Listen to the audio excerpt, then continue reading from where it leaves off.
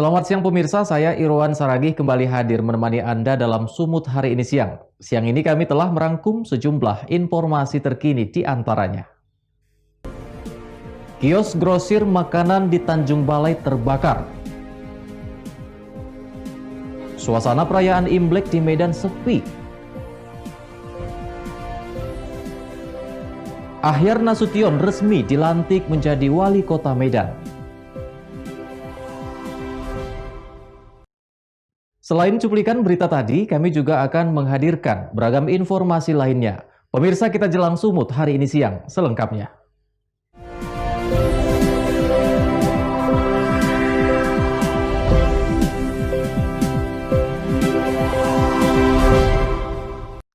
Kita ke informasi pertama pemirsa, sebuah kios grosir makanan di Jalan Suprapto, Kota Tanjung Balai ludes terbakar pada Jumat dini hari tadi.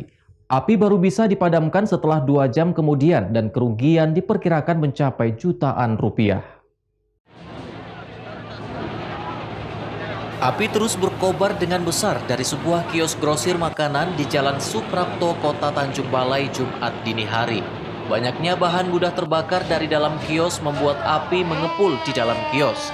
Sebanyak 5 unit mobil pemadam kebakaran Pemko Tanjung Balai dikerahkan dan api berhasil dipadamkan 2 jam kemudian. Saat pemadaman, petugas mendengar beberapa kali ledakan yang diduga petasan yang disimpan dalam kios. Tidak ada satupun barang yang bisa dievakuasi saat kebakaran. Beruntung, pemilik kios tidak berada di lokasi sehingga tidak ada korban jiwa dalam peristiwa kebakaran ini. Malam ini, Bang? Sampai saat ini hanya satu, Bang. Satu ya. Itu toko apa ini, Bang, yang terbakar? Ini toko makanan ringan, Bang. Makanan ringan di Jalan Suprapto, lingkungan 4, Kelurahan Tanjung Balai, Kota 4. Hingga kini penyebab kebakaran belum diketahui pasti dan masih ditangani pihak kepolisian, namun kerugian diperkirakan mencapai ratusan juta rupiah. Wanda Pratama melaporkan untuk Evarina TV. Sementara itu pemirsa, pelaku pembunuhan bocah perempuan berumur 7 tahun diringkus oleh Polres Nias Selatan, Sumatera Utara. Motif pelaku melakukan pembunuhan akibat dendam lama kepada ayah korban pada saat pemilihan kepala desa. Pelaku berinisial AL 47 tahun tega membunuh seorang bocah perempuan berusia 7 tahun lantaran dendam lama kepada ayah korban saat pemilihan kepala desa. Korban adalah putri dari Masarudi Laya yang juga merupakan kepala desa Hilioro II, Kecamatan Lahusa, Kabupaten Nias Selatan. Kapolres Nias Selatan AKBP Arke Furman Ambat pada konferensi pers menjelaskan pelaku pembunuhan selama ini menyimpan dendam kepada ayah korban dan juga merupakan tetangga korban. Polisi juga telah mengumpulkan bukti-bukti diantaranya pakaian, karung, dan sebuah batu yang digunakan pelaku untuk menghabisi nyawa korban. Pelaku pembunuhan ini juga merupakan pelaku tunggal, dan dari hasil pemeriksaan tidak ada tanda-tanda asusila terhadap korban. Motif dari tersangka dalam melakukan pembunuhan, motifnya karena dendam. Dendam bahwa sebelumnya ada kegiatan pemilihan kepala desa yang secara serentak di Kabupaten Selatan, dan tersangka ini merupakan pendukung dari salah satu kepala desa. Ternyata yang didukungnya kalah, sehingga ini anak kepala desa yang menjadi kepala desa sekarang, sehingga mungkin ada dendam selama ini berimbas kepada pembunuhan korban. Akibat perbuatannya, pelaku dijerat pasal 338 KUH Pidana dengan ancaman 15 tahun penjara. Haugo Manozega melaporkan untuk Evarina TV. Informasi selanjutnya pemirsa, Polres Langkat mengamankan seorang ayah yang tega menyetubuhi anak kandungnya yang berusia 18 tahun. Tersangka dilaporkan istrinya setelah anak menceritakan aksi bejat ayahnya. Satuan Unit PPA Reskrim Polres Langkat mengamankan tersangka MY, 43 tahun, warga Dusun Paluh Baru, Desa Pasarawa, Kecamatan Gebang, Kabupaten Langkat, Sumatera Utara, atas tuduhan pemerkosaan terhadap anak gadisnya berinisial DS, 18 tahun, pelajar yang saat ini duduk di bangku SMA kelas 3. Tersangka diamankan pada Minggu sore lalu setelah mendapat laporan dari istrinya, Siti Aisyah, dan pihak keluarga. Peristiwa keji tersebut terungkap setelah korban menceritakan aksi bejat sang ayah kepada ibunya. Pemerkosaan yang dilakukan terjadi pada hari Rabu tanggal 13 Januari 2021 lalu. Sekitar pukul 8 pagi, di ruang tamu rumah yang mereka tempati saat istri tersangka tidak ada di rumah. Saat ini tersangka serta korban bersama pihak keluarga masih menjalani pemeriksaan di Mapolres Langkat untuk dimintai keterangan oleh penyidik. Kanit PPA Polres Langkat Ibtu Nelson Manurung mengatakan, dari pemeriksaan sementara, saat menjalankan aksinya tersangka dibawa pengaruh minuman tua. Selain itu, ia kerap melihat anak gadisnya berpakaian terbuka sehingga mengundang nafsunya.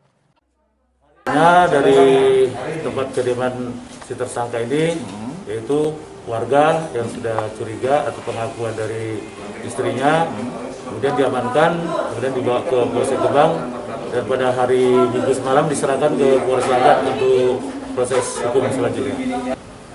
Awalnya setelah kita tanya tersangka, si tersangka ini nafsunya birahi karena melihat rok dari anak kandungnya sendiri tersinggah, terbuka. Tersangka dijerat dengan pasal 285 KUHP tentang pemerkosaan dengan ancaman hukuman 12 tahun penjara. Wahyu Pratama melaporkan untuk Evarina TV. Suasana perayaan Imlek di Medan sepi, beritanya akan hadir sesaat lagi.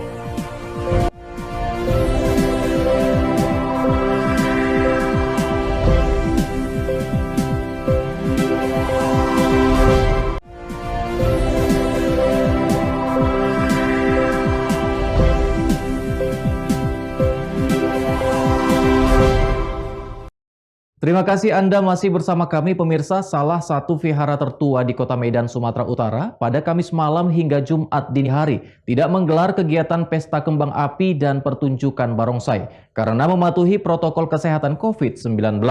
Selain itu, warga Tionghoa juga lebih banyak melakukan sembahyang di rumah masing-masing.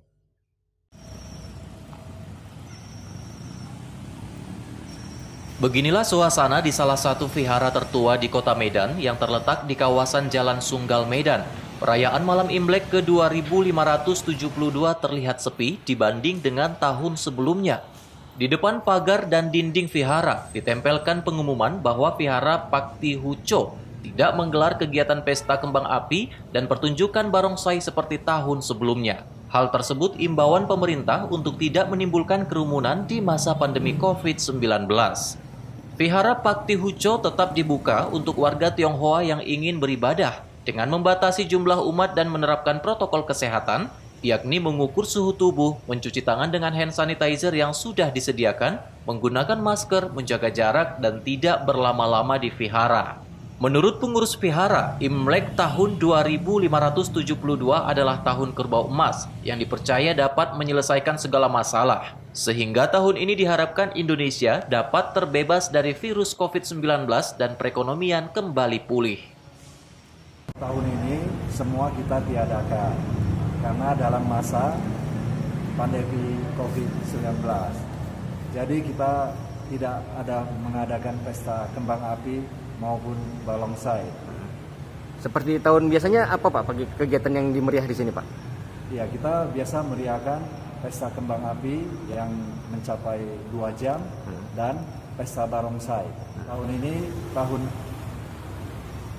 kerbau emas, tahun 2572. Maknanya kerbau emas bisa menabrak semua yang seperti COVID-19 pasti cepat berlalu dan perekonomian kita pasti menguat kembali. Pada tahun sebelumnya, Vihara Pakti Huco ini merupakan salah satu vihara yang menjadi pusat perhatian warga Medan karena menggelar kegiatan pesta kembang api dan pertunjukan barongsai yang semarak. Daniel Pekuali melaporkan untuk Evarina TV. Selain itu pemirsa, perayaan Tahun Baru Imlek 2021 di tengah pandemi COVID-19, Kamis malam, puluhan warga binaan Lembaga Permasyarakatan kelas 1 Medan yang beragama Buddha menggelar ibadah sesuai dengan protokol kesehatan.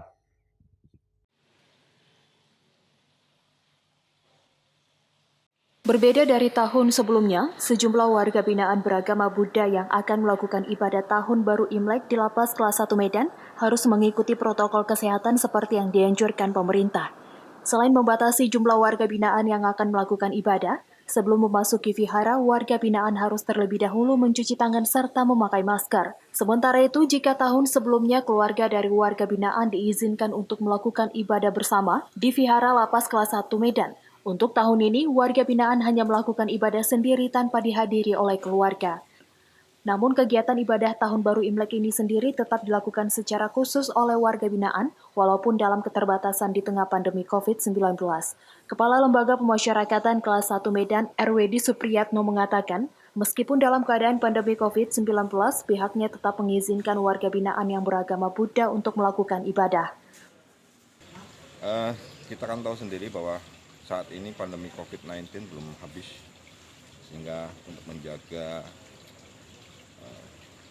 tidak tersebarnya COVID-19 di lapas, selain kita batasi waktu, juga kita tetap protokol kesehatan kita harus tekankan kepada mereka. Masuki tempat vihara ini harus cuci tangan, harus menggunakan masker, dan pengukur suhu tubuh tetap kita simpan untuk mereka tetap terjaga. Artinya karena sampai hari ini dan besok kan belum tahu, COVID itu belum berakhir, sehingga kita tetap batasi. Karena pada intinya bahwa perayaan Imlek bukan harus melewati tahun sampai jam 12, enggak. Tapi bagaimana kita melaksanakan ibadah untuk bersyukur atas nikmat yang sudah diberikan kepada manusia, sehingga manusia ini punya harapan baru untuk ke depan bisa lebih baik lagi. Untuk ibadah sendiri masih diizinkan, hanya saja waktu yang dibatasi hingga pukul 10 malam dan harus sesuai protokol kesehatan. Wahyu Pratama melaporkan untuk Ewarina TV. Informasi lainnya, pemirsa, pelaku pembunuhan terhadap temannya sendiri diamankan personil TK dari Satreskrim Polres Labuhan Batu. Mirisnya pembunuhan terjadi usai pertikaian terkait penjualan kereta dorong atau angkong hasil curian.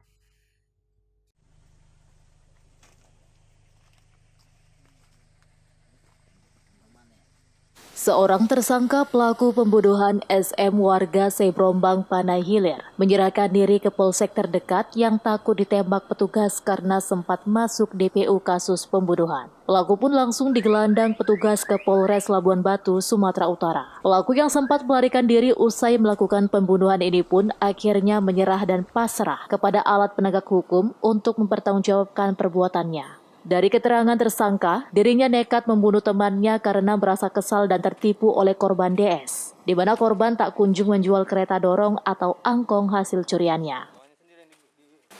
Gara-gara angkong. Angkong kayak mana tuh? Pinjam atau?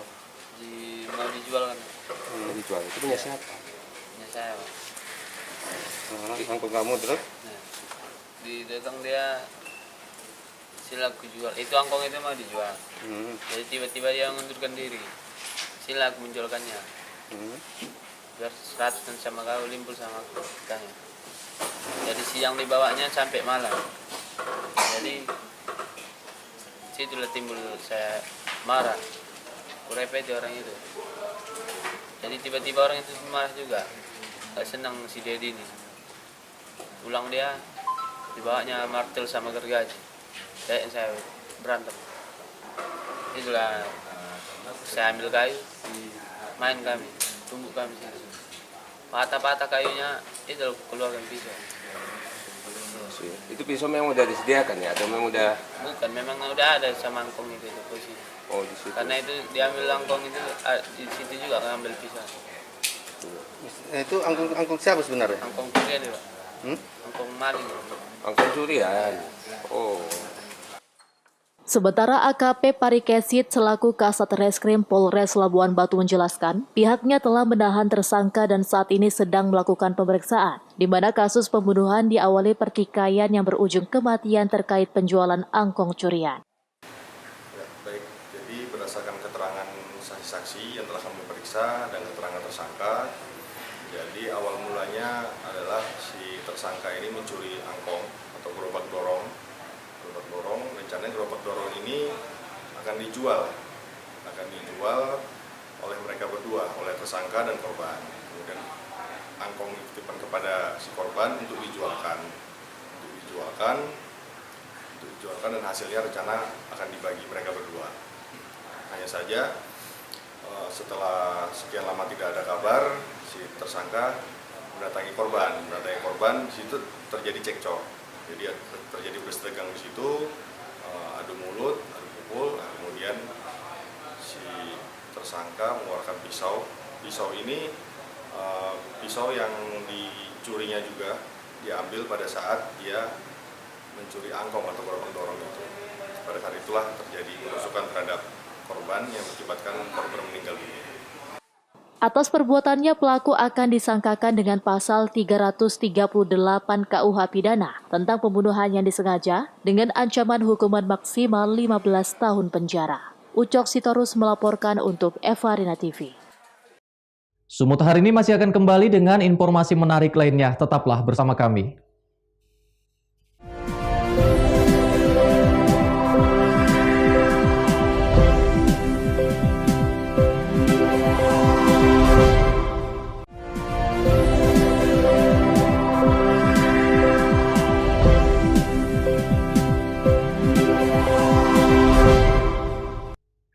Terima kasih Anda masih bersama kami pemirsa. Akhyar Nasution resmi dilantik menjadi Wali Kota Medan definitif oleh Gubernur Sumatera Utara pada Kamis siang untuk sisa masa jabatan periode 2016-2021. Dengan pelantikan tersebut, Akhyar mencatatkan namanya sebagai Wali Kota tersingkat dalam sejarah kepemimpinan Kota Medan karena hanya akan memimpin hingga 16 Februari pekan depan.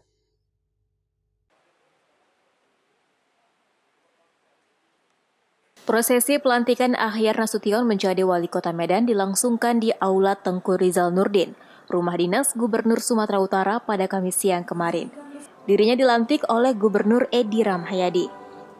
Akhyar sendiri dilantik di penghujung masa jabatan 2016 hingga 2021 yang tinggal hitungan hari, sebab masa jabatan Wali Kota Medan untuk periode itu selesai pada 16 Februari pekan depan. Dengan begitu, Akhyar mencatatkan namanya sebagai Wali Kota Medan tersingkat dalam sejarah Kota Medan atau bahkan di Indonesia. Sejauh ini belum satupun wali kota yang menjabat hanya dalam hitungan 6 hari. Akhyar sempat menjadi pelaksana tugas Wali Kota Medan setelah Julmi Eldin dicokok Komisi Pemberantasan Korupsi pada medio Oktober 2019 silam karena kasus suap. Surat pemberhentian Eldin sendiri sebagai Wali Kota Medan baru keluar pada Oktober 2020 lalu. Lantas DPRD Medan baru mengusulkan Akhyar sebagai Wali Kota definitif pada 26 Januari lalu melalui rapat paripurna Dewan yang kemudian diteruskan ke Kemendagri. Kemendagri kemudian mengeluarkan surat pengangkatan Akhyar pada 8 Februari 2021. Sisa waktu yang hanya tinggal 6 hari, itu kan hanya legalitas, tapi beliau sudah melakukan kegiatan itu kurang lebih hampir setahun ya. Dia sudah melakukan pekerjaannya sebagai wali kota. Legalitasnya hari ini dia mendapat surat SK-nya di tanggal 8, tanggal 11 kita lantik. Ini beliau sudah punya harapan, selalu punya harapan. Berbuat berakhir dengan baik. Itu yang kita harapkan. Terima kasih. Insyaallah dalam 6 hari ke depan saya Wali Kota Medan. Saya tetap akan menjaga Kota Medan. Kondisivitas selama ini yang terbangun, terjaga, harmonisnya warga Kota Medan. Ini terus kita jaga dan kita teruskan. Pada saat ini memang sedang penyiapan administrasi penyelenggaraan APBD Kota Medan, pengalihan penyelesaian DPA, daftar perincian anggaran ini akan kami selesaikan dalam waktu dekat ini sehingga bisa terlaksana semua rencana-rencana di program, karena memang terhambat ada peralihan dari Sinda ke SIPD kemudian tidak berjalan dan kembali lagi ke Sinda. Ini yang akan terus kita laksanakan. Dan nanti insya Allah pada tanggal 17 saya akan mengakhiri jabatan ini. Saya memohon maaf kepada semua warga Kota Medan atas apa yang telah saya kerjakan yang belum bisa diterima, saya mohon maaf. Namun begitu banyak yang sudah kami lakukan. Apa yang sudah kami lakukan silakanlah dimanfaatkan, silakan dinikmati. Tapi kalau tidak berkenan, ya kami mohon maaf untuk itu semua. Terima kasih. Meski menjabat dalam waktu yang sangat singkat, Gubernur Edi Rahmayadi mengapresiasi kinerja Ahyar selama menjadi pelaksana tugas Wakil Wali Kota Medan. Dia menyebut Ahyar telah berbuat banyak untuk Kota Medan.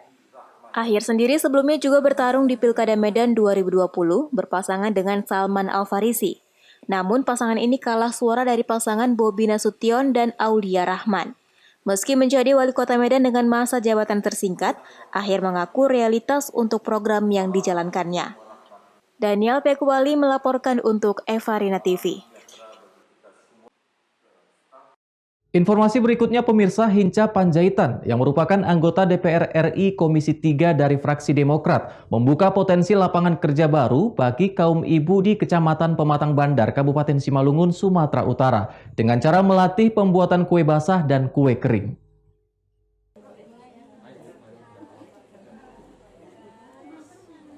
Setelah membuka pelatihan menjahit di Kecamatan Jorlang, Kedan Hinca kembali mencoba meningkatkan perekonomian masyarakat di masing-masing desa di Kecamatan Pematang Bandar. Kedan Hinca kali ini membuka potensi lapangan kerja kepada kaum ibu dengan cara membuka pelatihan membuat kue basah dan macam-macam kue kering.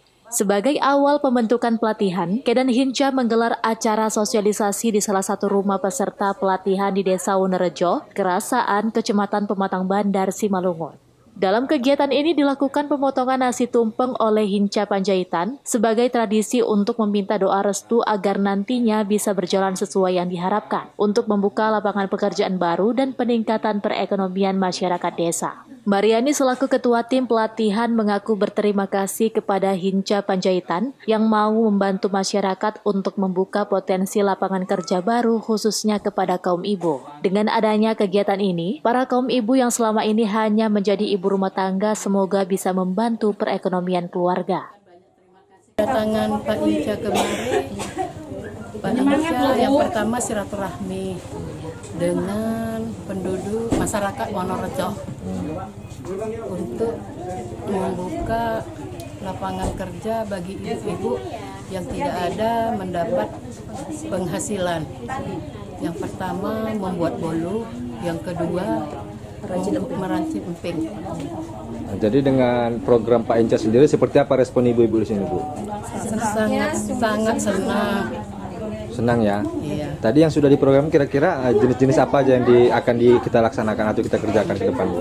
Ke depan pertama membuat bolu gulung, kedua bolu karamel, ketiga tadi kue bawang, keempat kembang loyang, kelima peyek, emping. Selama menjalani pelatihan, seluruh peserta mendapat fasilitas alat dan bahan baku kue termasuk pemasarannya. Eko Hendriawan melaporkan untuk Evarina TV. Pemirsa, informasi tadi sekaligus mengakhiri pertemuan kita dalam Sumut hari ini siang. Saya Irwan Saragih mewakili kerabat kerja yang bertugas. Pamit undur diri dari hadapan Anda. Terima kasih atas kebersamaannya dan sampai jumpa.